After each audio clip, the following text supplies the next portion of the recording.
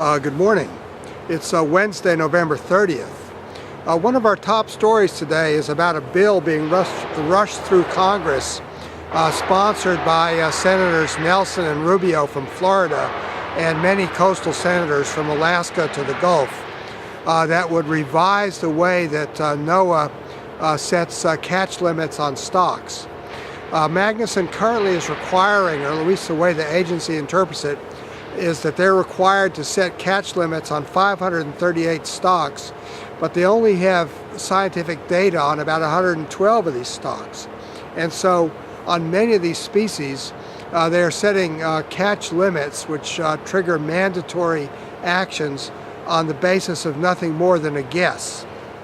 This legislation would change the Magnuson Act to say that catch limits or ACLs only had to be determined for stocks for which either there was a survey or some sort of scientific data within the past 6 years, and also where no evidence of overfishing exists.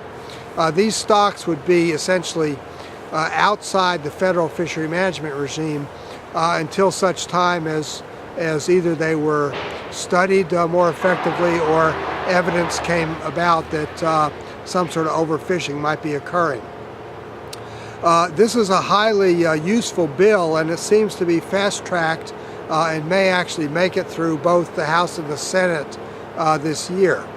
Another thing that would improve fishery management and sort of the business sustainability of the seafood industry in the U.S.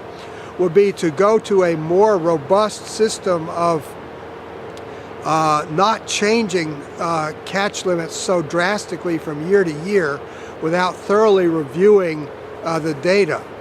Currently, you see models veering wildly from one year to the next, and the latest example is the Gulf of Maine cod, where the change of vessel and some new data on the face of it suggests a real dire problem.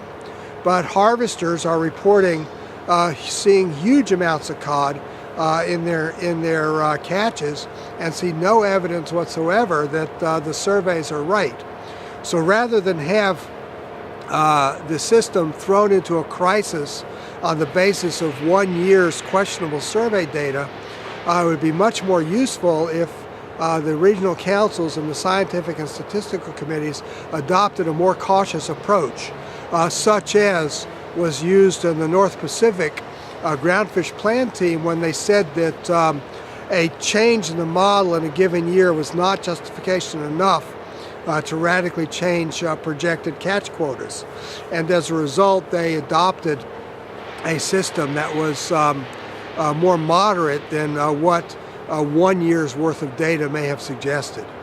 I think these kinds of changes are very necessary to help rationalize some of the fishery management programs and provide a more stable and long-term sustainable climate for fisheries in the U.S. In Lexington, Mass., this is John Sackton.